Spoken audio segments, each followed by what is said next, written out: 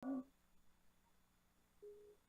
your mercy never fails me. All my days I've been held in your hand.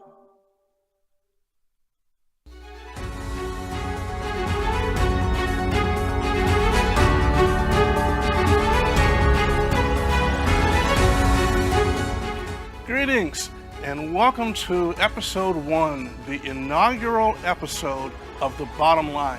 I'm John F. Harrison and I will be your tour guide through all things financial.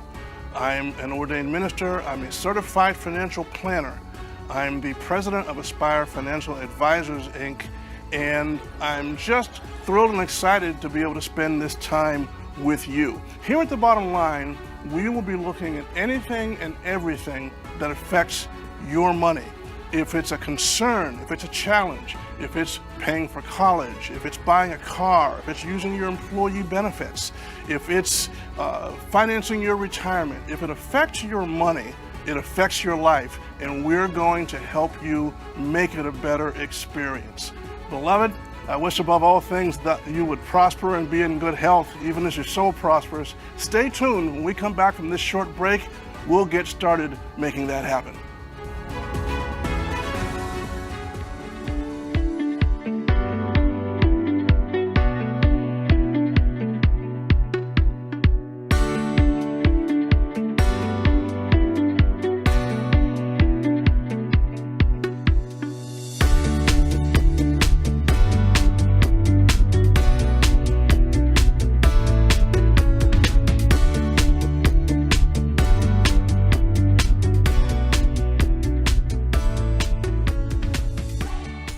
Welcome back.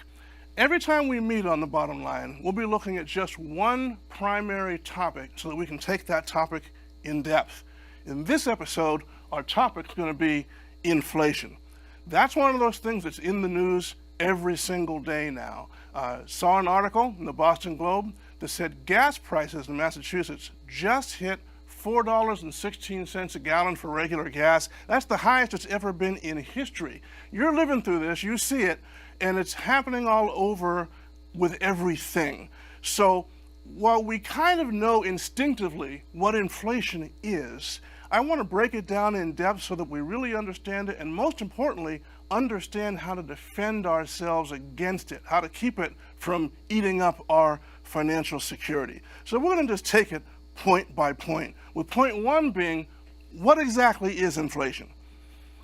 Inflation is the rate at which the value of a currency decreases. When the value of the currency goes down, you experience that as the price of things coming up. For example, you go to the grocery store on January 2nd with $100 and you buy yourself a basket full of groceries. You go back to that same store a year later with $100 again, and you try to buy the exact same basket of groceries. Only this time, because inflation's been running at 6%, the basket costs $106 instead of the $100 it cost a year ago. Now, if you have $106, then you have to pay more for the same stuff. But if the $100 is all you have, then you have to take something out of your basket that you bought last year and can't buy now. That's what inflation does to people. And we're going to look at who it hurts most over time and when it hurts, and again, how you can keep it from hurting you. We'll start with one more technical thing that I want to tell you, and that's how inflation is measured. And that's important because sometimes we don't realize how much it's hurting us. There's an agency called the Bureau of Labor Statistics, puts out something called the CPI, the Consumer Price Index. And what that is a hypothetical basket of stuff in 8 different categories: food and shelter, household operations and furnishings, clothing and footwear, transportation, health and personal care, a bunch of things, 8 different categories. And they simply measure the change in price of those things from the prior year ago. But here's the thing. That basket may not exactly reflect the things that you buy. It may not exactly reflect your lifestyle. So your lived experience of inflation can be way worse than what the CPI says. Right now, the official number is 7%. That's what they tell us inflation is running. And it's the worst in 40 years. But what I'm here to point out, you may already know, it may be much worse than that for you. Used cars cost about 40% more than they did a year ago. We know about gasoline. Just about everything that you look at, meat, poultry, building materials, has all gone up a whole lot. So this is why the stuff that's in the CPI basket matters, because it may not accurately reflect your cost of living. And we don't want you to go to sleep. We don't want you to be lulled to sleep by a reasonable sounding CPI number when your actual cost of living is really getting away from you. So let's stop for a minute and talk about what causes inflation. That's our next point. What makes inflation happen? At its core, inflation is a result of some kind of an imbalance between supply and demand. When supply goes up and demand doesn't, then prices come down. But when supply goes down and demand doesn't, then prices go up. And what we sometimes miss is that a key factor in this can be the supply of money. When the supply of money goes up, prices will go up because that money creates demand. The government recently, because of COVID, has been drastically increasing the supply of money. Stimulus payments, enhanced unemployment benefits. The government literally has been printing money, and by increasing the money supply, making the price of everything go up. So our current inflation is happening for both of the reasons. Yeah, there are supply chain issues caused by the COVID shutdowns where you can't find this in the store or can't find that in the store. We went through it. Remember when toilet paper was the issue? And it's always something. Sometimes it's building materials, but whatever it is, the supply chain messes up the amount of things you can find. But the bigger issue is just all the extra money that the government printed out of thin air that's making the price of everything go up. Over the long term, this is what really hurts people. Who does it hurt? People whose income isn't going up as fast as inflation is. Now, when you're maybe very young, just out of college, you're in your 20s, your income may be going up so fast that you don't really feel this because your first job was as a waiter in a restaurant or a waitress at a restaurant. And then you got a job in your field of study and your pay doubled or tripled. And then you got a promotion and then you got a raise and so on and so forth. And it happens so fast that you may not necessarily feel the prices going up. By the time you hit your 40s, mid 40s, approaching 50, you probably hit your peak earning years. Your income isn't going up as fast as it used to.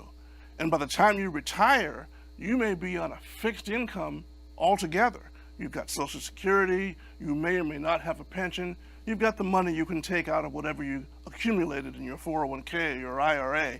And that's not growing real fast. If the price of everything else is, then your life gets harder as time goes by. If you retire at 65, you could have 25 years in retirement to pay for. And if that doesn't scare you, just think what the prices of most things were 25 years ago. What were the prices of things, say, in 1997? That's 25 years back. What was your rent then, if you were paying rent? What was a gallon of gas in 1997? A postage stamp. All the things you buy. So over time, even when inflation's at a normal number, it can really hurt, especially retired people, but anybody whose income isn't rising as fast as inflation does. Here's a neat little trick I'll tell you. It's called the Rule of 72. And it tells you how long it takes your cost of living to double. For instance, if inflation runs at 6%, and it's running higher than that now, but at 6%, your cost of living for everything doubles every 12 years. If you live 25 years in retirement, then your cost of living can double twice. So a kind of lifestyle that costs you $1,000 a month now would cost you $4,000 a month 25 years from now. You've known people who've retired and they felt pretty well off. They were comfortable, they could travel, they could splurge on things. But as time went by, prices went up, their income didn't, and things got tight. And pretty soon, they're those people that you read about. They're taking their medication every other day to make it last longer. They're getting the cheapest food they can get.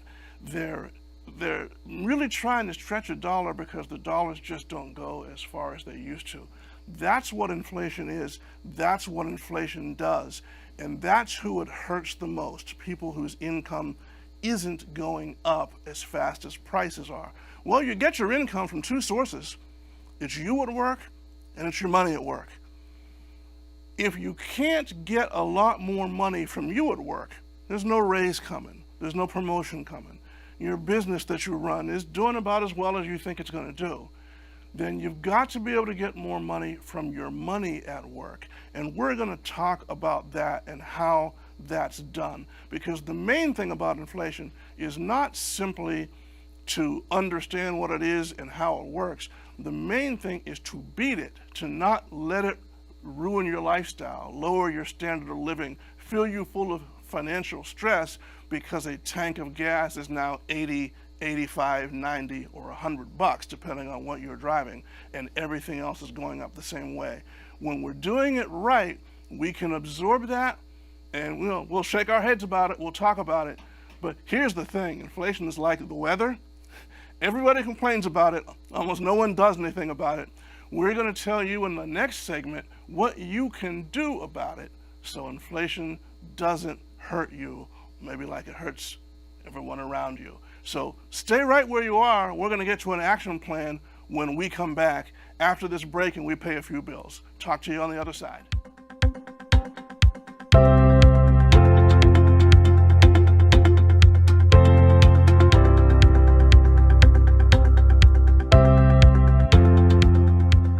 Welcome back.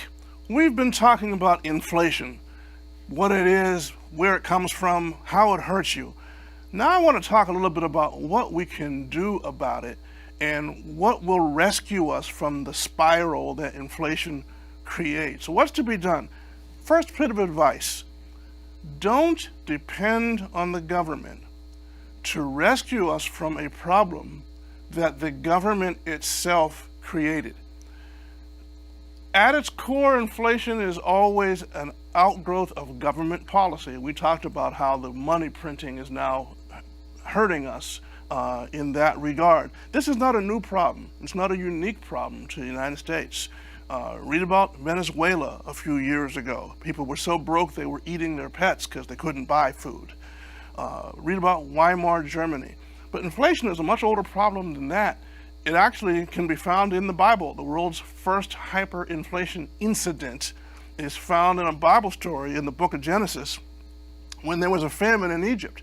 I won't go through it in depth, but I'll tell you a couple of highlights so you understand how government help works. Beginning in Genesis chapter 41, we know that Pharaoh, the king of Egypt, had some disturbing dreams, and Joseph, who was a captive in Egypt from Israel, interpreted Pharaoh's dreams. And because he interpreted them so wisely, he was put in charge of the country. And what he told Pharaoh was that there's going to be 7 years of great plenty. The fields will produce tremendous harvests. Everything's going to be great for 7 years. But then there'll be 7 years of famine, and the famine will be so bad that no one will even remember the good years. That's what's coming. And here's what you do about it. He said to Pharaoh, you collect from all the people 20% of the grain that they grow in the good years. Every year you take it like a tax and you store it away in storehouses so there'll be something set aside for the bad years. Now, so far, that sounds pretty good. That's wisdom, and they did that. So every year the ground produced plentifully. the government came along and took 20% of whatever you grew, put it in government storehouses. And then the famine hit. And when the people ran out of food, they came to Joseph, because he was in charge, and said, you got to give us grain because we're starving. And the Bible says in chapter 47 of Genesis that Joseph opened the storehouses and sold, S-O-L-D, sold grain to the Egyptians. Not gave it back, not returned the grain that they had first given to him, but sold. They had to buy their own stuff back. And it wasn't just at a fixed price. It was apparently at auction, because the money failed. You had too much money chasing too little grain, prices went through the roof, and the money failed. They couldn't bring enough money to pay for grain. And so Joseph made him a deal and says, all right, since you can't pay for grain, we'll give you grain in exchange for your land. The land that used to be yours and your fathers before him will now belong to the state, and we'll give you grain in exchange for that. And when more time went by and they needed more food, he said, all right, now I'll give you grain in exchange for your cattle.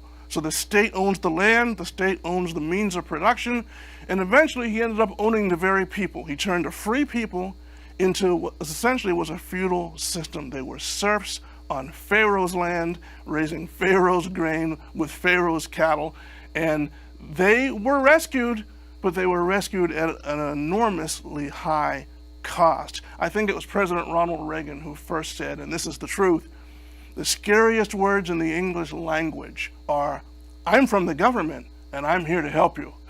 Remember, if you can rescue yourself, it'll be a much better situation than if you rely on being rescued by the government that created the problem in the first place. So what should you do? If you can't raise your income farther, if money from you at work isn't going to increase, then it's going to come down to where your money is at work. What are you invested in? When inflation happens, cash is trash because it sits in the bank earning 0.01% interest, and prices are going up 7% a year, so you're 6.99% poorer year in and year out with just your money sitting in the bank. Cash is the worst place to be when inflation is running rampant. Next level above cash would be something that many of us have considered a safe investment for many years, is bonds, whether it's corporate bonds or government bonds, but they also tend to lose value in inflationary times, not quite as badly as cash does, but they still don't keep you ahead of inflation. You're getting poorer, you're going broke safely if you're all in bonds.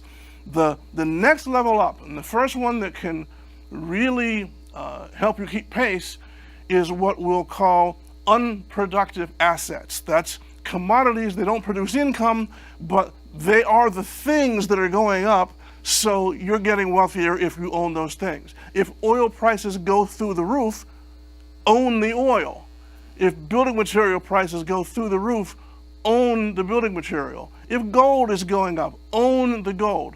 Raw materials, unproductive assets, are things that typically rise in value. In fact, they're the things we're complaining about. We go to the gas pump and say, look at that price, it's $4.16 for regular now. But what if you owned some gas? What if you were investing in gas so that the rise in price actually helped you? That's what unproductive assets, straight commodities do, raw materials do. And that needs to be part of your portfolio for most people in times of inflation, because everything that we've mentioned prior will just go down. What about stocks? Well, broadly speaking, stocks are productive assets because you own a piece of a company and that company's activities produces income for its owners. And productive assets are really the top of the food chain, but you got to be careful which ones. In a very broad sense, bad inflation makes the stock market drop. And we've been seeing that lately. If you've been watching the news, the stock market as a whole has been going down. So what companies will work? Well, well-run companies, individual companies that have pricing power, meaning they can raise prices when their costs go up and not lose market share, those companies will still be good companies to own. What it means is we're entering a time when indexing, buying a broad chunk of the market, the S&P 500, is not necessarily the way to go, because the broad market may be going down, but there will be individual companies that go up. This is the time of the stock picker. This is the time of the investor who buys the individual company and not the investor who buys just the broad market as a whole. So from worst to best, you've got cash, you've got bonds, you've got unproductive assets, and you've got productive assets carefully chosen. Your money there can still grow faster than inflation as a whole. Now, you may not have all of those choices in, say, an employer-provided plan like your 401k, but on your own, in a taxable brokerage account, in an IRA, in many things that you can have away from work, you can invest in the kind of things that will keep you ahead. Those that do will profit even in times of inflation. Those that don't, it's the old cliche, my 401k has become a 201k. If you don't have anything going outside of that, then these inflationary times really hurt you, especially if they last. So I would encourage you to reach out and get some help, see what kind of options you might have. What kind of options make sense for you on an individual level, based on your income, based on your goals, based on your needs. But you can always find something that's going up when everything is going down. If cash is going down, because that's what inflation does, if bonds are going down because rising interest rates make bonds do that, then there are unproductive assets that will go up. It may be gold, it may be silver, it may be a general basket of commodities. Whatever it is, if you buy that, one of the biggest ones, farmland.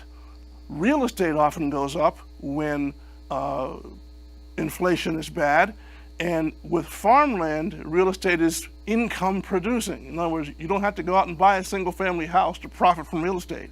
You can buy investments that let you put in $250 or $500 and buy a piece of farmland, buy a share of a group of farms that you own the land, which gets more expensive, and you derive income from the produce of the land. So when things are going down, there's always something that's going up. Your goal is to be one of those people who does something about inflation. Invest in the things that are getting more expensive, and you'll do well.